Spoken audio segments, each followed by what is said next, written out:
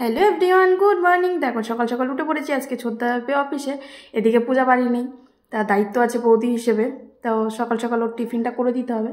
তো চলো তাড়াতাড়ি রান্নাটা বসিয়ে নিই। আমি কিন্তু একবার ফ্রেশ হয়ে উঠেছি, চোখ মুখ ধুয়েছি, তবু চোখ মুখগুলো দেখো ঘুম কাটছে না, ঠান্ডা ওয়েদার না, সহজে ঘুম কাটে না। তো এদিকে রান্নাবান্না কমপ্লিট, ছোদ্দাও বেরিয়ে গেছে, দেখো গ্যাস পরিষ্কার, বাসন মাজা কমপ্লিট, সব সব সব করে এবার স্নানে যাবো। তো চলো স্নান করে আসি। দেখো স্নান করে চলে এসেছি, এবার যাব পুজো দিতে।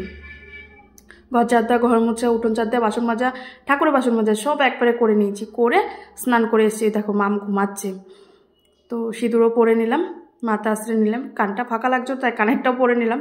তো চলো এবার পুজো দিতে যাই। এদিকে মাও ঘুমাচ্ছে,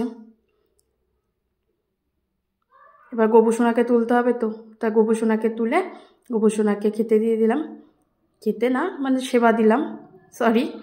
তো দেখো একটু আদর করে নিচ্ছি। তো এদিকে পুজো টুজো হয়ে গেছে, এবার দেখো আমাদের ডিউটি এগুলো, হয়তো ভগবান করাচ্ছে তাই, এই আসবেই। তা চলো গরম গরম একটু চা যাক শীতের সকালে।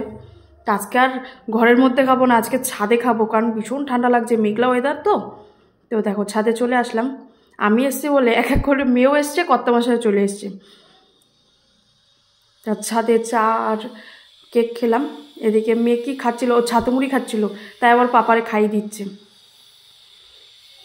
তো ছাদের থেকে নিচে চলে এসে রেডি হয়ে গেলাম, যেখানে অফার শুনবো সেখানে তো যেতেই হবে না, খুব ভালো লাগে কিন্তু জানো।